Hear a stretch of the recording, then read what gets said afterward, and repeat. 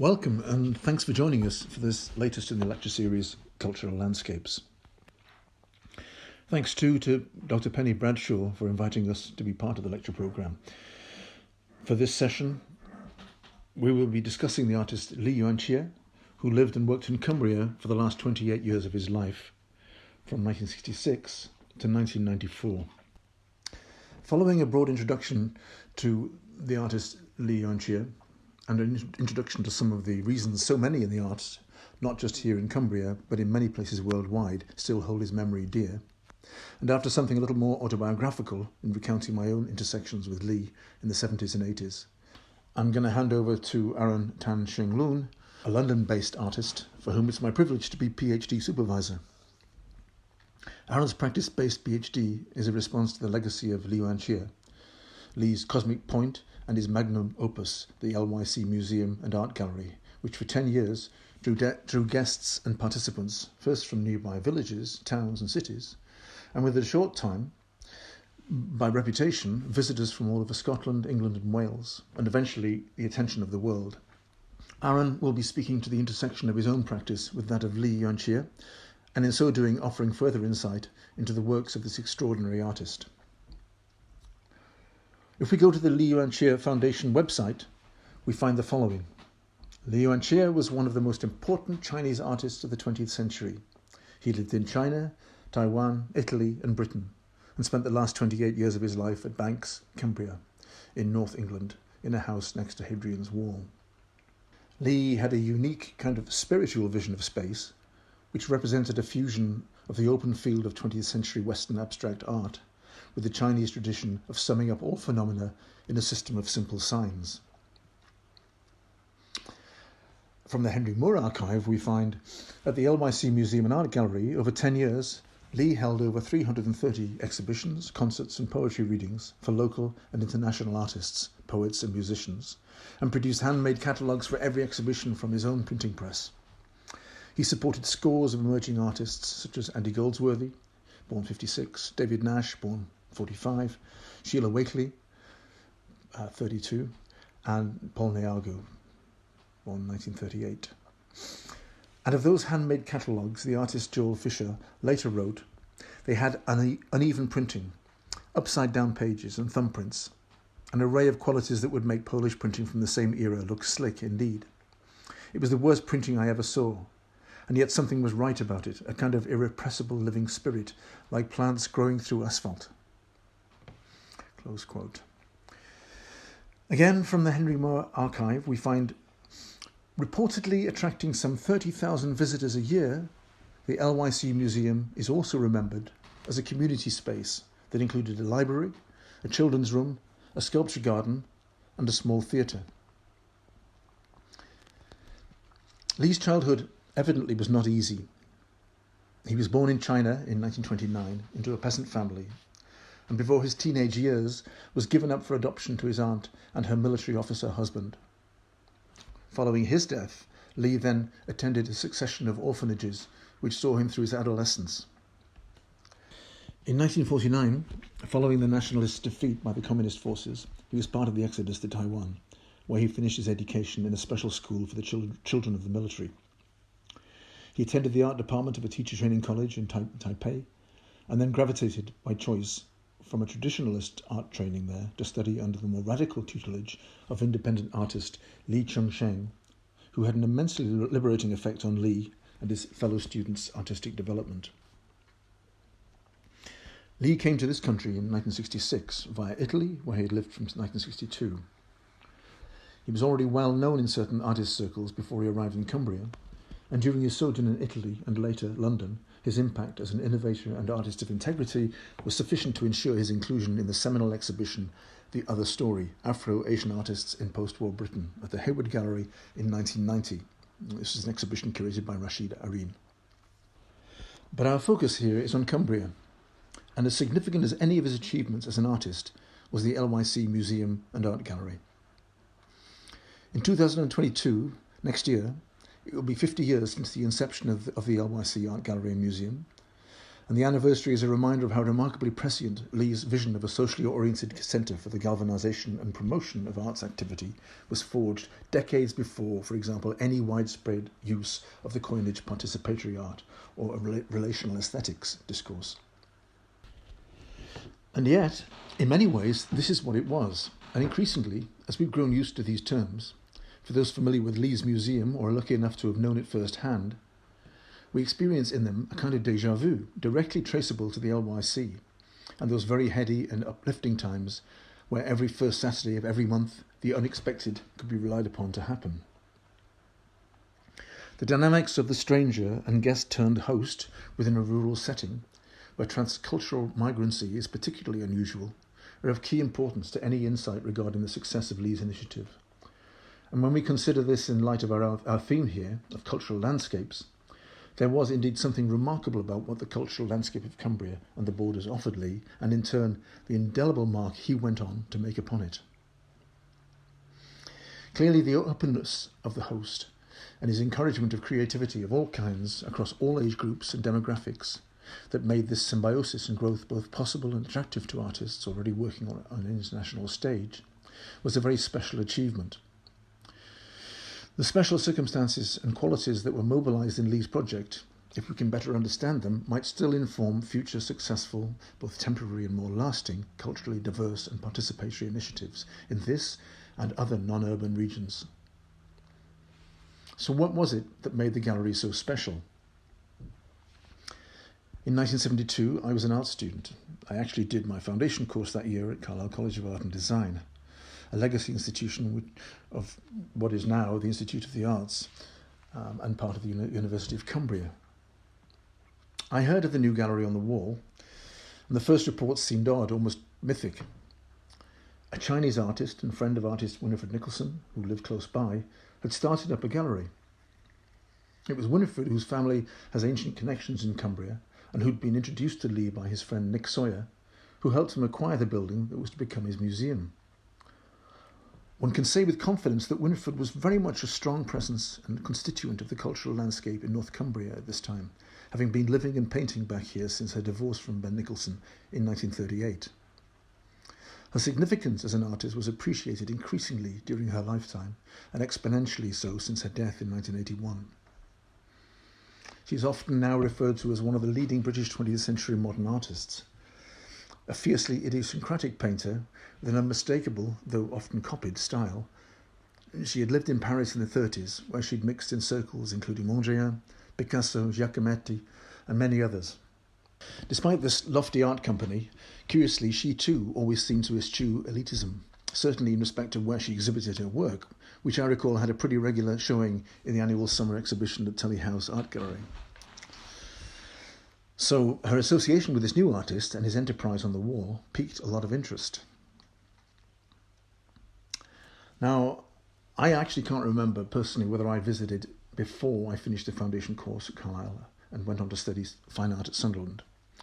But it was during those 3 years that followed that I began, when I was able, to make the trip across to attend the Saturday morning exhibition openings that occurred the first weekend of each month. On those occasions, there was always trays of flapjack on offer, endless tea available, a constant thrum of discussion and laughter and movement as people moved in groups and pairs through the spaces of the building, conversing excitedly over the exhibited works. Even from the start, despite the knowledge that people might equally have come from across the road or from 100 miles away for the day, there was an unmistakable sense of collective belonging there that Li, the ever-modest, unassuming yet quixotic figure at the centre of activities, only ever seemed to encourage. On entering the building, to the left, there was a display of ancient Roman artefacts laid out on shelves, serving to confirm the site's specific identity of the museum, a demonstrable sense of rootedness in its own history. And from there, both to right and left, the gallery unfolded. To the right, a corridor, usually hung with wall-based work, opened up at the end into a small exhibition space. But to the left, there was what was a dedicated children's activity area, seemingly always a hub of glee and creative pursuit where kids engaged collectively with paper and drawing materials and one, maybe two clunky-looking but serviceable and ever-popular drawing machines, which I believe were made by Li.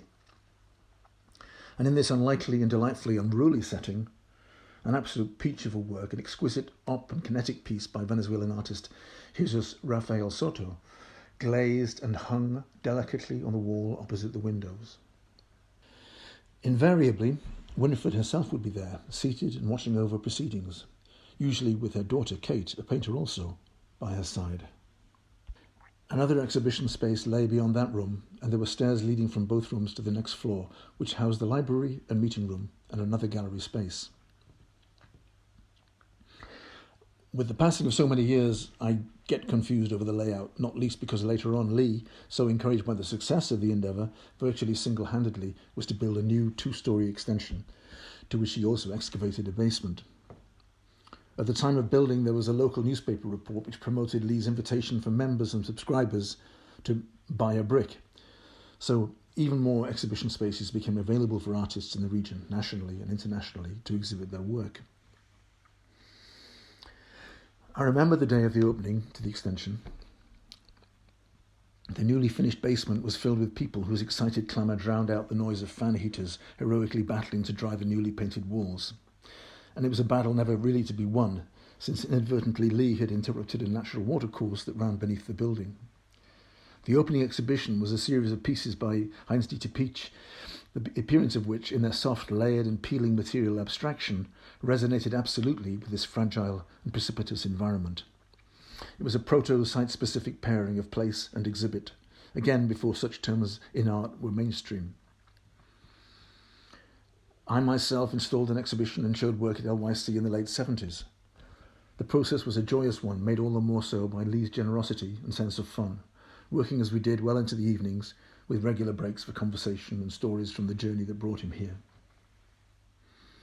But during its 10-year existence, the LYC Gallery offered this and much more to its audience participants: poetry readings, theatrical events, a place of calm and spiritual refuge, a place for creative meeting and serious contemplation.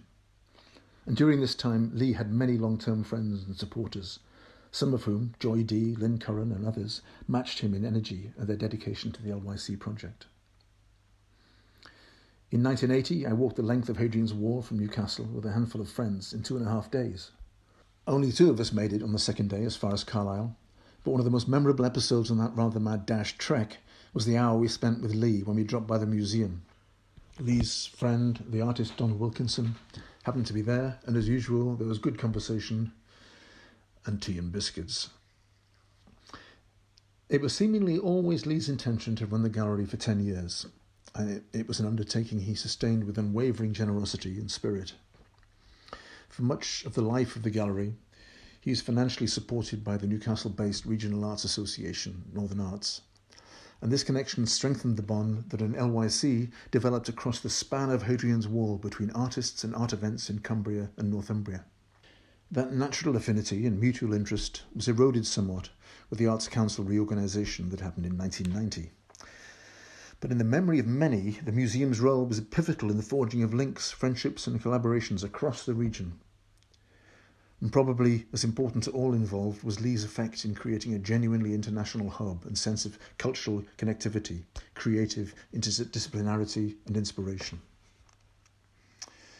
To conclude, I'd just like to mention that in the last year, actually since December, we've lost 2 people who were of great significance to Lee after his arrival in the UK. David Medella, the Filipino and international artist who in 1965 with Paul Keller first invited Lee to show his work at Signals Gallery in London in an international survey of experimental art entitled Soundings 2. And Guy Brett, the UK curator, art critic and writer who co-founded Signals, died just at the beginning of February. Throughout his life and work, he widened art history's Eurocentric perspective to draw in figures from Latin America and Asia who had previously been overlooked by his colleagues. Guy, too, was a friend of Lee's, a trustee of the LYC Foundation from its inception, and a tireless champion of Lee's work and legacy. Both of them recognised in Lee and his work something extraordinary at a pivotal stage in his career. And so it's important to acknowledge, I think, how much of what of real value in art bears fruit depends on insight, kindness, and the willingness to share, all traits that Lee himself possessed in abundance. So thank you, And I'll hand over to Aaron now, who in discussing his own work will also provide more insight into other aspects of Lee's practice. Aaron. Great, thank you so much, Mark, for your introduction to Lee and his achievements with the LYC Museum, and for providing such a generous insight into the social infrastructure that was integral to its success. It was a pleasure to hear about your personal experience with the museum and your interaction with Lee. Thank you to Dr. Penny Bradshaw as well for the invitation to this presentation. So as Mark has mentioned, I am currently undertaking a practice-based research on the LYC Museum and Art Gallery, which ran from 1972 to 1983. I am interested in examining the museum's pioneering and radical program as an embodiment of Lee's practice, centered around participation and hospitality in Banks, Cumbria. In my research, I am engaged in recovering and animating the critical possibilities of the museum as an artwork in today's political and artistic currencies, using event or durational-based installations, performances, and choreographic methods as modes of inquiry. So, in this sense, my research is not an art historical undertaking per se, but one which is invested in a specific framing and contextualization of Lee's practice in Cumbria, from which I then respond to as an art practitioner and researcher. On the occasion of this talk, I would like to expand upon my entry point into the LYC Museum, which essentially positions the museum as the culmination of Lee's environmental and participatory works in the late 60s. Key to this is Lee's notion of the cosmic point, which was the central motif in his entire practice, and I would like to take the opportunity here to evidence would find its full realization in his self-instituting museum. It is this reading of the museum as a total artwork of Lee's, where his ethical, philosophical, spiritual, and conceptual concerns would hence be realized. Undertaking a genealogy of the cosmic point through several key works in Lee's practice would hopefully deepen an understanding of the relationship between the social and the environmental in his practice, as embodied by the figure of Lee. In other words, the question of the cultural landscape here is understood to be mediated by the performance and staging of Lee's artistic identity and the founding of the self-instituting museum. I would attempt to animate this through images from the LYC Foundation collection, as well as photographs and moving images from Lee's archive, which is housed at the John Rylands Library in Manchester. I must extend my gratitude to both for their kind permission to reproduce these materials for the occasion of this talk. So the significance of the LYC Museum hasn't always been fully understood, and instead has often been received to an extent as a disjuncture from his artworks. For instance, there has been a prevailing narrative that Lee had stopped making work and became a curator and gallery director when he started the museum. In recent years, however, there has been a shift, and much of this understanding must be attributed to the scholars, writers, researchers, and many friends and collaborators of Lee, many of whose words I have relied on in my research journey, and owe a great debt to. Responding to the under-recognition of Lee in the artwork and its historical narratives, the late Guy Brett, good friend and curator of Lee, wrote that Lee's life work was one that, quote, simply slips past stereotypical cultural assumptions and ideological agendas, unquote. And his journey was one that moved fluidly between categories and boundaries, be it physical, cultural, or artistic. According to Brett, one needed to be attuned to the nuances and paradoxes in Lee's practice, akin to a finely tuned instrument. In many ways, Lee's singular vision was way ahead of his time, and we are only catching up to it today. Perhaps in all of the complexities and geographies that Li moved through, the greatest paradox of it all was the sheer simplicity of Li's work. Nothing was more emblematic of it than his conception of the cosmic point. Perhaps it would be fitting here to bring in an earlier work from his Bologna years, which would animate the beginnings of his formulation. In his formative years in Taiwan, Li was experimenting with Chinese brush paintings, evolving a reduced calligraphic language with lines and points mostly composed in a white blank space, no doubt influenced by Eastern philosophy and meditation. But it was only after arriving in Bologna in 1962, following the lead of fellow Tongfan artist Xiao Qin, where the cosmic point was formally conceptualized. There, Li was introduced to the art collective that Xiao Qin had founded with two other artists, Il Punto, which translates to the point. The group comprised a diverse set of artists from all around the world, which no doubt contributed to the international artistic milieu that surrounded the LYC Museum a decade later. According to Guy Brett, it was Li who had really absorbed and evolved the ideas surrounding Il Punto, formulating a formal language which completely integrated Eastern philosophical ideas with Western conceptualism, finding, quote, a focus of meditation where the minds of spectator and artist could meet, unquote. On the cover of one of his folding books, Li had written, "The point is the beginning of everything, and also the end. If you can really understand it, you will feel indeed the great life of the universe and the value of your existence." In another folding book from 1965-1966, this transmission of Li to the reader was literally foregrounded through a succession of embossed points, which unfolded haptically in each turn of the page, accompanied by autobiographical texts documenting his birth and familiar relations. The idea of the universe conveyed through a simple point is here animated alongside the autobiographical self. The cosmic point was symbolic of Li.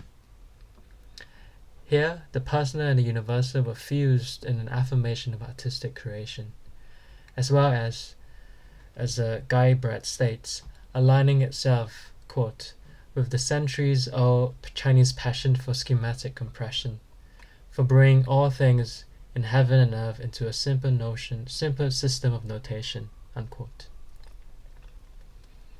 In folding the personal into the former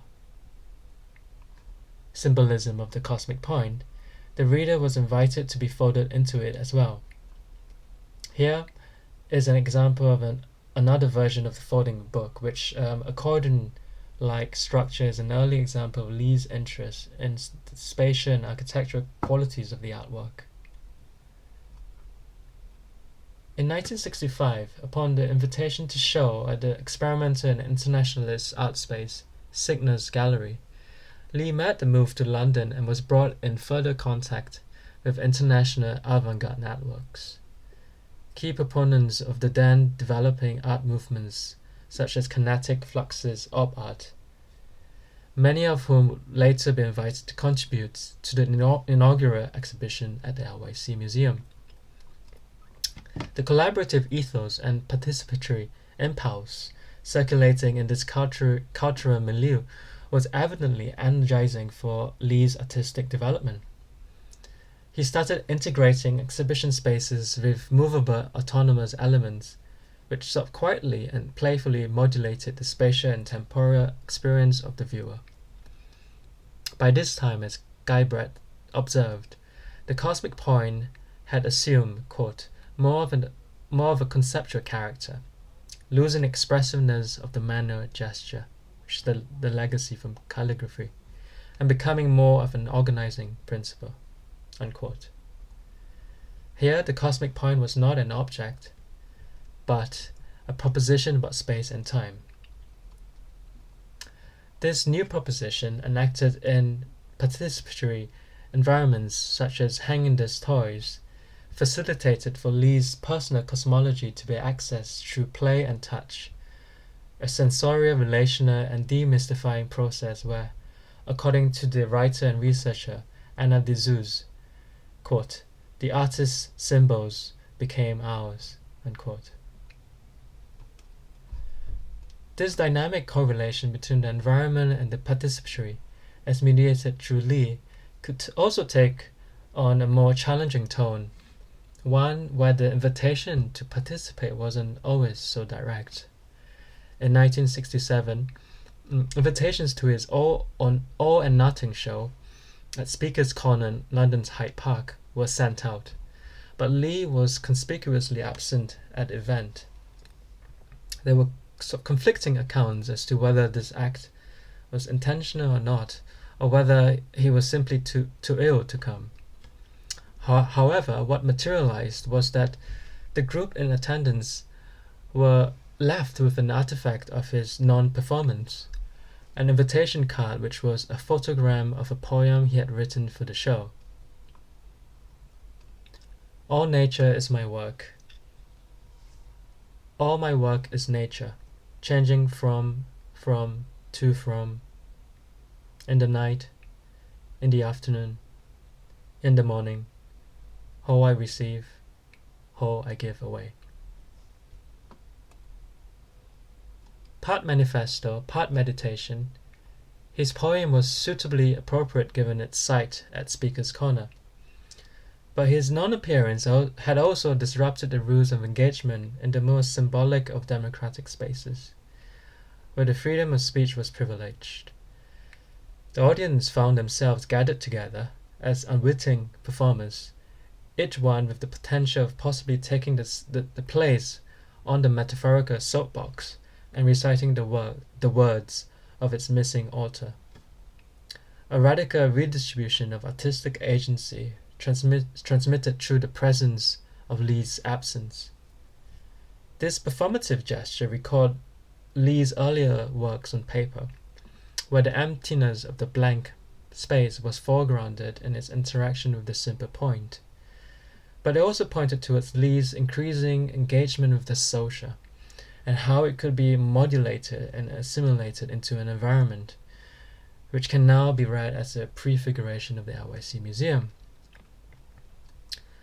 It would perhaps be appropriate here to segue into Lee's move to Cumbria, or Cumberland as it was termed then, in his search for space and freedom.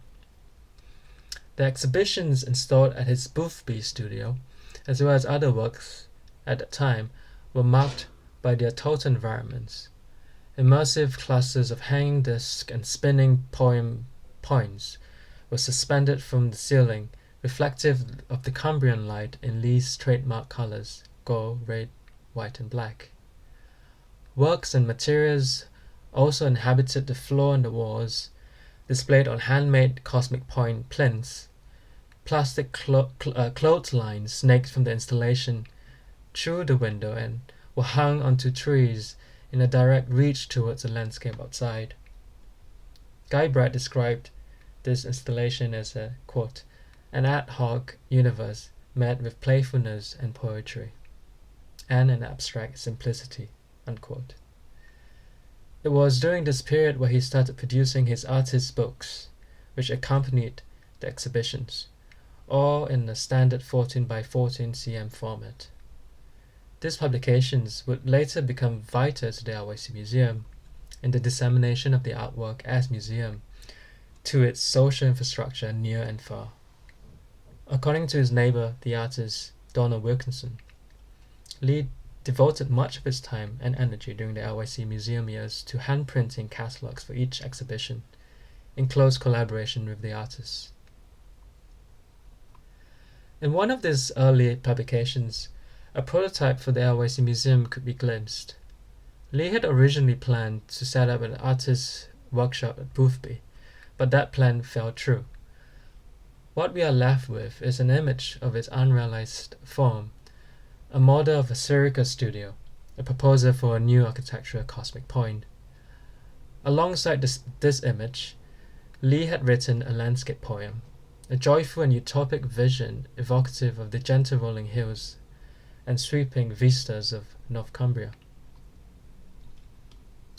An image of a new world on the high hilltop, full reflection sunlight, black, red, gold, and white. An image of a new world, slowly, slowly, and slowly, moving on the high hilltop, full reflection, superminds, all you have. An image of a new world, Dishka, around on the high hilltop, full of reflection, freedom. This is life's reality.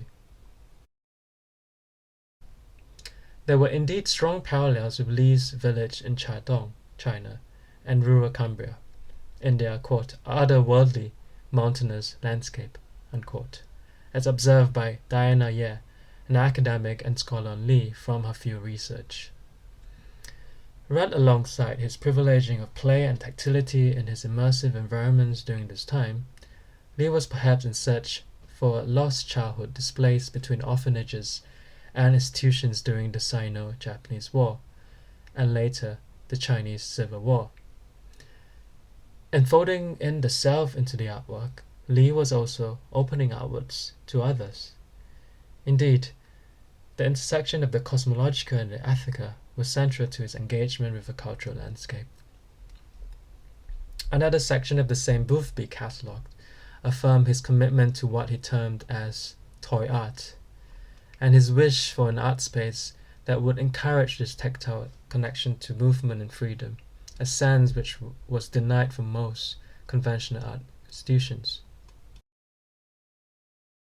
If you ask me where my art is going after today, my answer is toy art, which means my works seem like toy, good for everyone, from children to old men and women.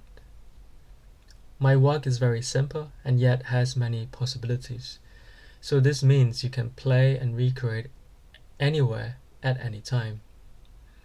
In the same time, same place, or different place, you break old construction forms and then you recreate new forms in space. That's all you wish and feel. That is all I can answer now. I would like to ask you one question. Have you seen in any gallery or museum an artist's work that you can touch and play with? Li's aspiration towards an architectural cosmic point, a built space which would play host to these transformative, multivalent moments via art creation, would soon be realized with the purchase of a derelict farmhouse from his friend and artist Winifred Nicholson. It afforded sweeping views of the northern Pennines, and a space for a sculpture garden at the back and a car park for visitors at the front. Li worked intensively for 10 months, converting the cowsheds to a whitewash, light-filled gallery, alongside spaces for a library, an arts hall, and a museum for the display of Roman relics and local folk art. With the opening of the LYC Museum and Art Gallery in August 1972, the Cosmic Point's conceptual proposition would find its full formulation in an ontological shift of the artwork. The model of the museum as artwork was aligned with some of the most experimental practices of that time, which aimed to collapse any separation between art and life, but it was the centrality of his artistic identity and labor in the work, as an expression of the cosmic point, which exceeded the currency of artist-run spaces. The cosmic point, re-territorialized as the LYC Museum and Art Gallery, was also the subject that dwells in it. As Li would say, LYC is me. In this total inhabitation of the artwork, the LYC Museum instituted a speculative artistic identity that synthesized time and space into an architectural commons. The LYC logo was time, space, and life. Here, the self is not constituted in dialectical opposition to the other, as in the Western Cartesian tradition, but integrated and distributed as one, an open free-form and creative process where forms of alterity were assimilated into the rural environment and then reanimated. All visitors to the LYC Museum were effectively co-producers of this artwork in the making and remaking of this transformative aesthetical cosmological process. Artists were invited to stay and make work on site, responding to the surrounding environment and the soft Cumbrian light that infused the low windows of the museum. The Taoist influence on Lee was never more apparent here, with the alignment of human action in the cosmological process. In Lee's words, quote, "My works always have a feeling of great movement in and out," unquote. In this cosmic museum embodied by Lee and his hospitality, normative and habitual categories, roles and boundaries were rendered permeable and put in flux. Any distinctions between art and non-art, the global and the local, were dissolved in the unexpected encounter of the museum sited at Banks. Hierarchies between fine art and craft were also disregarded in its valorization of play and access and creativity over imposed dichotomies and value structures that were entrenched in the artwork. Local artists and artisans were invited to run workshops for the promotion of local craft traditions, such as doll making, felt making, tapestry weaving, glass engraving, and pottery. A cursory glance at the diverse activities that was held over its 10-year period shows the commitment Lee had in providing access for all practices at any level and approach, as long as he felt the artists were sincere. In the first year of exhibitions at the LYC, it is notable that internationally regarded artists such as Paul Nash, Mira Schendel, Takis, Lydia Clark, Winifred, and Ben Nicholson were shown alongside, quote, "pictures from children from the Boothby Playgroup," unquote. Indeed, the LYC Arts Room was a central feature at the museum, and certainly the most popular one with the local children, with its drawing machines, low tables and benches, and an abundance of paper and wax crayons. Indeed, all visitors, young and old, had the opportunity to create a work on site and to show it in this room. LYC Arts catalogues were specially printed to highlight and nurture the creative activity being generated from this unique space. According to Guy Brett, beyond his official role as a museum director, Lee was engaged in a range of activities such as, quote, photographic color printing, typesetting, and lithographic printing, plumbing, wiring, carpentry, wood carving, gardening, winemaking, beekeeping, and so on, unquote. Laboring from dusk to dawn, the manual labor he undertook to maintain and expand the museum had gained the respect of the local farmers, but it was also labor that was not usually accounted for in the domain of art practice.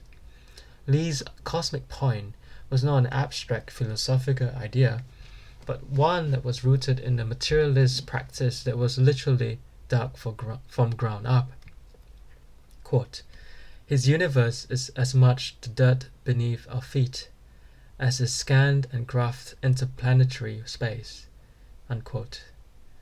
This quote is taken from a writing by Lee's friend Nick Sawyer. To access the cosmos was a manual and tactile endeavor achieved through economy of means, as self-documented in this Super 8 film of Lee performatively building the LYC extension brick by brick. So through this lens, the self-instituting museum and Lee's forward-facing hospitality can be seen as an embodiment and fulfillment of the cosmic point, where the cultural landscape was charged with a debordering of the artwork, a mobilization of the social body as agent in the Creative Commons. Here, Lee's radical experiment marked a total synthesis of any separation between the natural and the cultural, animated by the integration of his artistic identity and everything that it touched.